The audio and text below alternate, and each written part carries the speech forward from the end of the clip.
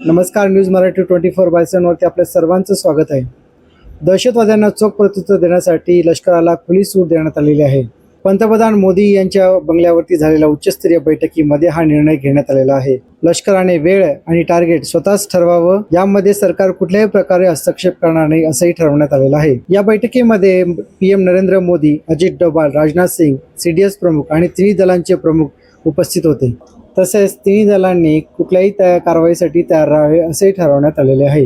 दरम्यान पाकिस्तानचे संरक्षण मंत्री ख्वाजा आसिफ यांनी स्वतः कबूल केला आहे की गेल्या 3 दशकांपासून पाकिस्तान दहशतवाद्यांना रसद पुरवत आहे आणि त्याचे गंभीर परिणाम देखील पाकिस्तानला भोगावे लागलेले आहेत. ख्वाजा आसिफ यांच्या या वक्तव्यामुळे आंतरराष्ट्रीय पातळीवरती मोठी खळबळ उडाली असून पाकिस्तानच्या धोरणावर ते प्रश्नचिन्ह उपस्थित झालेलं आहे. तसेच येत्या 3 ते 4 दिवसामध्ये भारत आणि पाकिस्तानचं युद्ध होऊ शकतं असंही त्यांनी या विषयामध्ये सांगितलं आहे. तसेच नुकत्याच हाती आलेल्या वृत्तानुसार पहलगामच्या जंगलामध्ये आणि अत्रिक्यामध्ये जोरदार चकमक सुरू आहेत. याच दरम्यान भारताच्या तिन्ही संरक्षण दलांना कुठल्याही प्रकारच्या कारवाईसाठी सतर्क राहावे असे सांगण्यात आलेलं आहे. यावर तुमचं काय मत आहे कमेंटमध्ये नक्की कळवा आणि व्हिडिओ आवडल्यास चॅनलला लाईक, शेअर आणि सबस्क्राईब करा.